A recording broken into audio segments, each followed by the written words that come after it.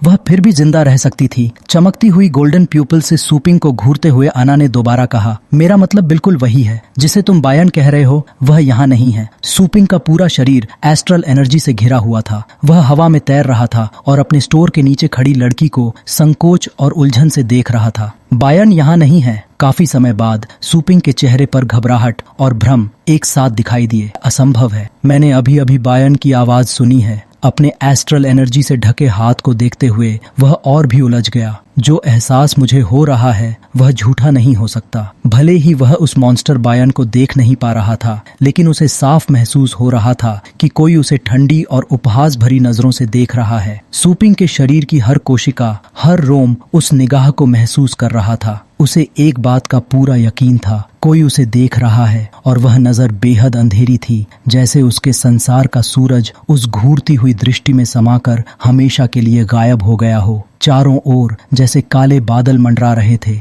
यह एहसास वैसा ही था जैसा उसका शरीर खतरे की चेतावनी देता है। बस फर्क इतना था कि उसकी वर्तमान परसेप्शन उस दुश्मन का कोई निशान पकड़ नहीं पा रही थी। अपने ही निष्कर्ष पर भरोसा न कर पाने की स्थिति में सूपिंग तुरंत नीचे खड़ी उस शांत देवी की ओर बढ़ा और पुकारा, अन्ना। वह उसके सामने उतरकर कठोर स्वर में बोला, जल्दी समझाओ, तुम्हारा क्या मतलब है कि बायन यहाँ नहीं है? अन्ना ने कभी चिंता या घबराहट नहीं दिखाई थी। उसने शांत स्वर में पूछा, बताओ, तुम्हारे और बायन में क्या अंतर है? सूपिंग ने भौहें सिकोड़ लीं। वह समझ नहीं पाया कि वह किस ओर इशारा कर रही है। अंतर? वह एक फियर्स बीस्ट है, मैं इंसान हूँ, और क्या अंतर हो सकता है? अन्ना की चमकीली गोल्डन आंखें सीधे सूपिंग पर टिकी थीं, जैसे किसी बच्चे को धैर्य से समझा रही हो। तो मैं सवाल दूसरे तरीके से पूछती हूँ, तुम्हारे हिसाब से हेवनली फेट रेल्म और रैंक 8 कल्टीवेशन में क्या फर्क है? यह सवाल सूपिंग ने कभी गंभीरता से सोचा ही नहीं था। वह बुदबुदाया, हेवनली फेट रेल्म। उसके आसपास के लोग हमेशा इन रेल्म्स को अलग मानते आए थे,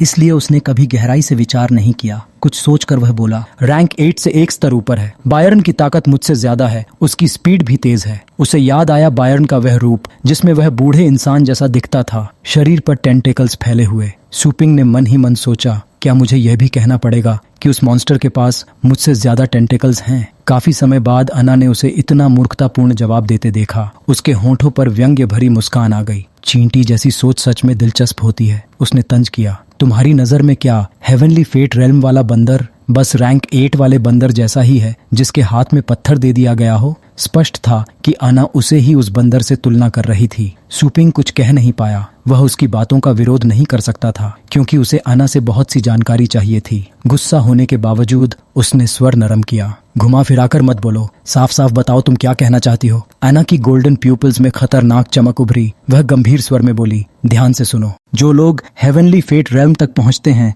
उनके हाथ में एक लॉ होता है। अन्ना के हर शब्द जैसे सूपिंग के दिमाग में धीरे धीरे घुस रहे थे, लेकिन वह अब भी उलझा हुआ था। लॉ क्या होता है? उसने अपना दाहिना हाथ उठाया। उसकी हथेली में लाइटनिंग पाथ की कड़कड़ाहट गूंज रही थी। वह बोला, क्या ये लॉ उसी लाइटनिंग पाथ जैसा है जो मेरे पास है? अन्ना ने हल्का सा सिर झुका लिया ताकि उसकी आंखों में छिपा उपहास साफ न दिखे। वह शांत स्वर में बोली, लाइटनिंग? तुम्हारे स्तर पर उसे होल्डिंग नहीं कहा जा सकता। ज्यादा से ज्यादा तुमने सिर्फ थ्रेशोल्ड को छुआ है। बाहर के शांत आकाश की ओर देखते हुए अन्ना ने धीरे धीरे सच बताया, जिसे तुम बायन कहते हो वह सच में स्पेस लॉ को होल्ड करता है। उसने स्पेस लॉ क्या है यह स्पष्ट शब्दों में नहीं बताया, लेकिन उसकी आवाज गंभीर थी। अगर कोई खुद को सिकोड़कर एक डायमेंशन स्पेस में प्रवेश कर जाए तो उसे कोई कभी ढूंढ नहीं सकता। अन्ना की आवाज स्थिर थी, लेकिन वह जैसे किसी अदृश्य श्रोता की डिवाइन सेंस में चुभ गई। उसी क्षण वह ठंडी और डरावनी निगाह जो सूपिंग को घूर रही थी अचानक गायब हो गई। सूपिंग ने महसूस किया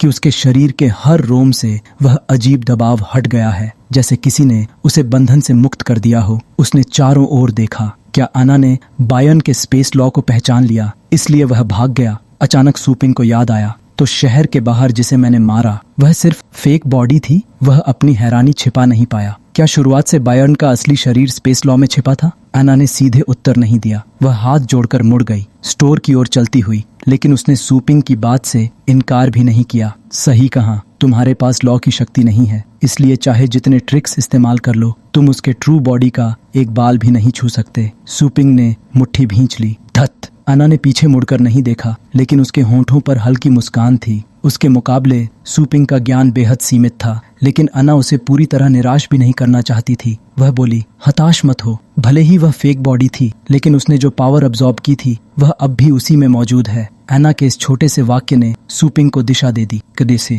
वह लॉ को नहीं समझ सकता तो कम से कम उस एब्जॉर्ब्ड पावर से शुरुआत कर सकता है। उधर बायर्न के कटे हुए टेंटिकल्स अब हिल भी नहीं रहे थे। वे इतने मोटे हो चुके थे कि purple flame bamboo dragon beast और हेवनली ड्रैगन हाउंड के लिए उन्हें खोदकर एक विशाल गुफा जैसा रास्ता बनाना आसान हो गया। मानव सेना के लिए मैदान में एक बड़ा सुरंग द्वार तैयार किया जा रहा था। बाहर क्रैकिंग की आवाजें गूंज रही थीं, जैसे मोटी बेलों के टुकड़े टुकड़े किए जा रहे हों। घोषणाएं सुनाई दे रही थीं, सभी यूनिट्स ध्यान दें, जायंट वाइन्स को काटने का काम पूरा हो चुका है। कृपया व्यवस्थित तरीके से अंदर प्रवेश करें। स्यूपिंग ने लिटिल स्केलेटन के साथ उस विशाल गुफा में प्रवेश किया जो बायर्न की उलझी हुई वाइन्स से बनी थी। ड्रोन्स से पहले ही जांच लिया गया था कि अंदर कोई पॉइजनस गैस नहीं है, इसलिए मानव दल सावधानी से आगे बढ़ रहा था ताकि वे अंदर प्रवेश कर सकें। गुफा के मुंह से लगभग 100 मीटर अंदर एक जगह थी जहां नीचे से हल्की नीली रोशनी निकल रही थी। वह दृश्य बेहद सुंदर था। वाइन्स से बनी गुफा की छत तक फैला हुआ एक विशाल नीला पर्दा था, बिल्कुल जेली की तरह। उससे हल्की गड़गड़ाहट की आवाज आ रही थी। स्यूपिंग ने अंदाजा लगाया कि यही वह चीज है जिसका जिक्र एना ने किया था। उसने सावधानी से अपना बायां हाथ उठाकर उस नीली मेम्ब्रेन को छुआ। आश्चर्य की बात यह थी कि उसका हाथ आसानी से उसके पार चला गया, जैसे किसी तरल पदार्थ को दीवार की तरह खड़ा कर दिया गया हो। अपनी डिवाइन सेंस से उसने थोड़ा सा एस्ट्रल एनर्जी उसमें प्रवाहित किया। वह मेम्ब्रेन दो बराबर नीले हिस्सों में अलग हो गई। स्यूपिंग ने रास्ता खोला और उस फेक बॉडी के पार चला गया जिसे उसने बाहर मारा था। सीमा पार करते ही साफ नीला आसमान दिखाई दिया। सूपिंग और लिटिल स्केलेटन एक ऐसे संसार में दाखिल हुए जो हर आकार के क्रिस्टल से भरा हुआ था, जो क्षितिज तक फैले हुए थे। इन क्रिस्टल्स का नीला रंग अलग अलग गहराई का था, लेकिन सब मिलकर एक विशाल गुफा जैसा दृश्य बना रहे थे। यह बायर्न के शरीर के अंदर का एक और आयाम था। सूपिंग ने अपनी शक्ति का उपयोग करके इन क्रिस्टल्स को बाहर स्थानांतरित करना शुरू किया, बायर्न के स्पेस से उन्हें निकालते हुए। लेकिन वह अकेला सब साफ नहीं कर सकता था, क्योंकि बायर्न के अंदर मौजूद अन्य गुफाओं से लगातार और क्रिस्टल्स नीचे गिरते जा रहे थे। ऐसा लग रहा था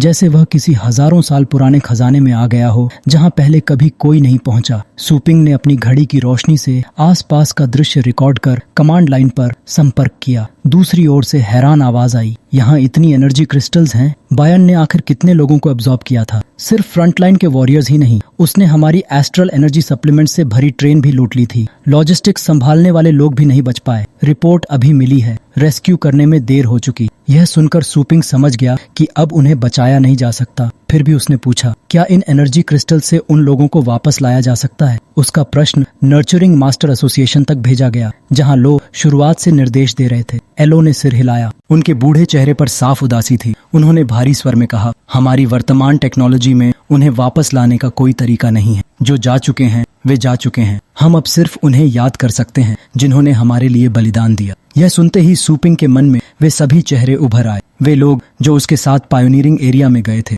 वे जो चुपचाप लॉजिस्टिक्स संभाल रहे थे, वे जो लॉन्गजांग बे सिटी के बड़े परिवारों से बुलाए गए थे और दूसरे बैटलफील्ड में मारे गए। उनमें से कई को वह व्यक्तिगत रूप से जानता था। जब उसे यकीन हो गया कि वे सच में मर चुके हैं और लौट नहीं सकते, उसकी मुट्ठी कस गई। उसके हाथ नफरत और पीड़ा से कांपने लगे। कमांड सेंटर में भी सन्नाटा छा गया। वे एक दूसरे से कुछ नहीं बोले। जिन्हें वे बचा नहीं सके उनके लिए 1 मिनट का मौन रखा गया। लेकिन लॉन्गजांग बे सिटी में अभी भी बहुत काम बाकी था। दुख के बावजूद चिंदू वोंग को बोलना पड़ा, बॉस सूपिंग, इस वाइल्ड एरिया में तुरंत आदेश दीजिए। हर सेकंड खतरा है। इन एनर्जी क्रिस्टल्स के साथ क्या किया जाए? बायर्न, वाक्य अधूरा रह गया, लेकिन सब समझ रहे थे। अब आगे का निर्णय सूपिंग को ही लेना था। बायर्न, तुम्हारे ही हाथों पीछे हटाया गया है, इसलिए तुम्हारे फैसले पर कोई उंगली नहीं उठाएगा। सूपिंग ने हाथ बढ़ाकर एक चमकता हुआ क्रिस्टल उठाया। उसे दृढ़ नजरों से देखते हुए बोला, तुम्हारा बलिदान व्यर्थ नहीं जाएगा। तुम मेरी शक्ति बनोगे, उस बायर्न को हराने के लिए जो दूसरे वर्ल्ड में छिपा बैठा है। लांग सिटी के बाहर पड़े बायर्न के बाहरी शरीर को कई दिनों से वॉर पेट मास्टर्स ने पायोनियरिंग एरिया बना दिया था। सब लोग पिक्स और शवल्स लेकर आरामदायक कपड़े पहने पीठ पर बड़े बास्केट्स टांगे मेहनत कर रहे थे। सुबह से वे बायर्न की बाहरी त्वचा और बीस्ट टाइड के काउंटलेस कॉर्प्सेस को हटाते जा रहे थे। आमतौर पर पायोनियरिंग में फियर्स बीस्ट्स के हिस्से मिलना मुश्किल होता था, लेकिन यहाँ हर वार में कोई न कोई वैल्यूएबल पार्ट निकल आता। धातु टकराने की आवाजें पूरे इलाके में गूंज रही थीं। एक युवक ने एक बड़ा कांटा निकाला और उसे अपने पहले से भरे बास्केट बास्केट में डाल दिया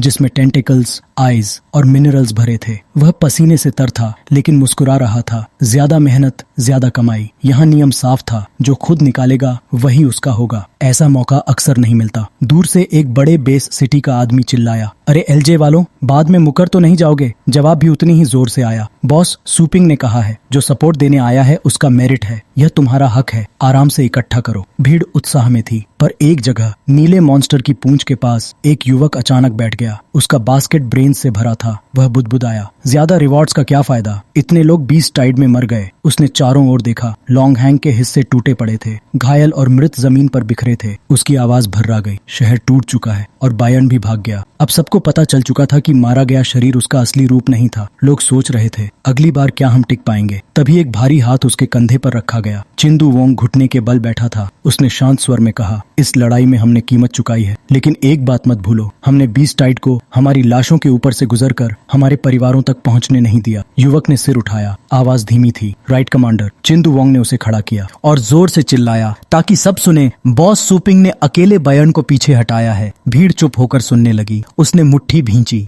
बॉस सूपिंग ने 4 किंग्स में से एक को पीछे धकेला है। बायर्न डरने लायक नहीं है। लोगों की आंखों में फिर चमक लौटी। हमें बस अपनी ताकत बढ़ानी है, अपने कॉम्बैट पावर को मजबूत करना है, अपनी सिटी वॉल्स को और सुदृढ़ करना है। चारों ओर से नारे गूंजने लगे, अगली बीस्ट टाइड आएगी तो वे वापस नहीं लौटेंगे। शहर की दीवार पर खड़े सफेद बाल हवा में उड़ते हुए चिंदू वोंग की आवाज भीड़ में घुल गई, जाओ और लौटकर मत आना। भीड़ एक साथ गरजी, जाओ और कभी मत लौटना। राइट कमांडर के विपरीत यह लेफ्ट कमांडर कुछ अंतर्मुखी स्वभाव का लग रहा था। जो क्लैन का लीडर चुपचाप सबको राय का समर्थन करते हुए देख रहा था, लेकिन उसके मन में अब भी कई चिंताएं थीं। ऊपर बैठे हायर अप्स के अधूरे कामों के बारे में एक्सप्लोरर्स क्या जानेंगे? वह मुड़ा और लॉन्गहोंग सिटी की मूल छोटी आइलैंड चेस स्टोर की ओर चला गया। पेट फाइटिंग रूम की स्क्रीन पर प्रेरी का नक्शा दिख रहा था। किसी ने अभी अभी एंट्री की थी, लेकिन अपने साथ कोई पेट नहीं लाया था। सूपिंग चुपचाप अपने हाथ जितना बड़ा चमकदार नीला क्रिस्टल उठा रहा था और उसे दूसरे के ऊपर रख रहा था। उसे मन ही मन लग रहा था कि इस बार बायर्न का अटैक बिल्कुल सही जगह पर था। वे बेसेस जहां उसने ब्रांचेस खोली थीं, वह लगातार क्रिस्टल्स को स्टैकिंग कर रहा था। उसके आसपास सैकड़ों छोटे ढेर बन चुके थे। सूपिंग अब भी सोच में डूबा था। शायद बायर्न का उद्देश्य उसकी भविष्यवाणी से बाहर नहीं था। क्या वह सिस्टम स्टोर पर कब्जा करना चाहता था?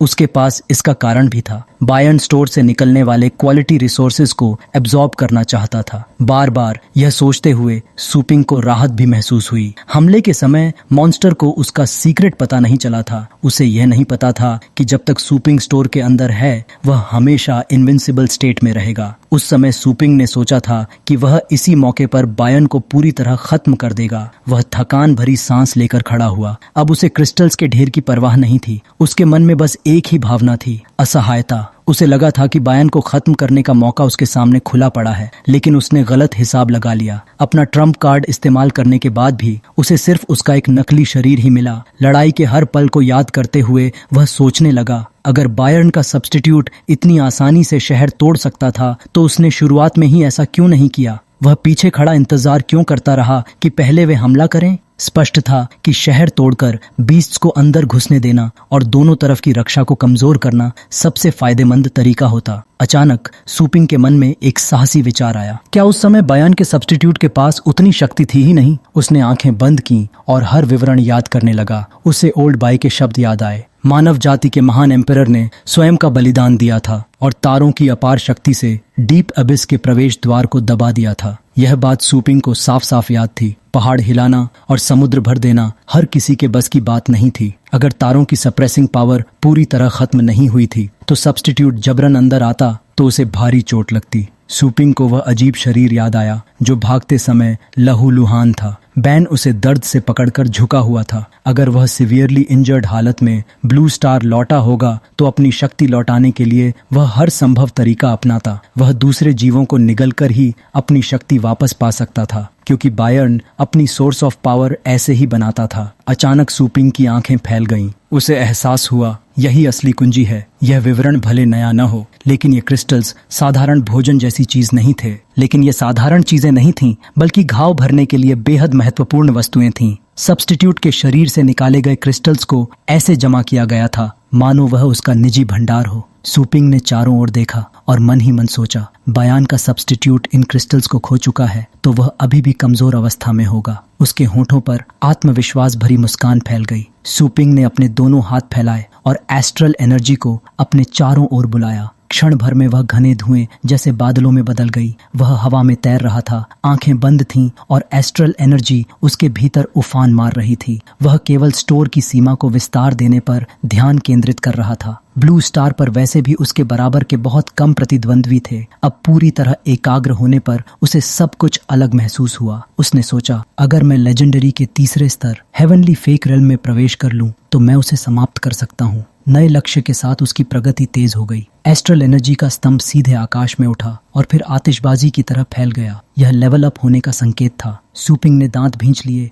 और जोर से दहाड़ा, अपने शरीर में हो रहे भीषण परिवर्तन को सहते हुए। कुछ क्षण बाद उसके सामने सिस्टम पैनल प्रकट हुआ। होस्ट का स्तर लेजेंडरी रेल्म में पहुंच गया है। एक्सट्रीम हैंड हाई रेल्म ने स्पेस लॉ की पहली प्रीरेक्विजिट स्किल प्रदान की, divine I effect. Divine I का धारक सामान्य लोगों से कहीं अधिक तेजी से जानकारी ग्रहण कर सकता है। उसकी दृष्टि में दुनिया थोड़े समय के लिए अधिकतम 0.01% तक धीमी हो सकती है। कुछ देर बाद जब वह घास पर उतरा, उसे महसूस हुआ कि उसके भीतर की एस्ट्रल एनर्जी पहले से कहीं अधिक तीव्र गति से प्रवाहित हो रही है। उसके रक्त में भी बदलाव था। सीधे शब्दों में वह पहले से अधिक शक्तिशाली हो चुका था। अपने हाथ को देखते हुए वह बोला, विश्वास करना कठिन है, मेरा शरीर 100 गुना हल्का लग रहा है। ऐसा लगता है जैसे मैं लोहे के खोल से बाहर निकल आया हूँ। और यह गॉडेस आए। अगर मुझसे एक स्तर ऊंचा कोई व्यक्ति भी अचानक हमला करे तो मैं तुरंत उसे पहचान लूंगा। वह चकित था। स्पेस लॉ की यह तो सिर्फ प्रारंभिक स्किल है। उसे अना की बात याद आई। केवल लॉ की शक्ति धारण करके ही बायन का सामना किया जा सकता है। उसी समय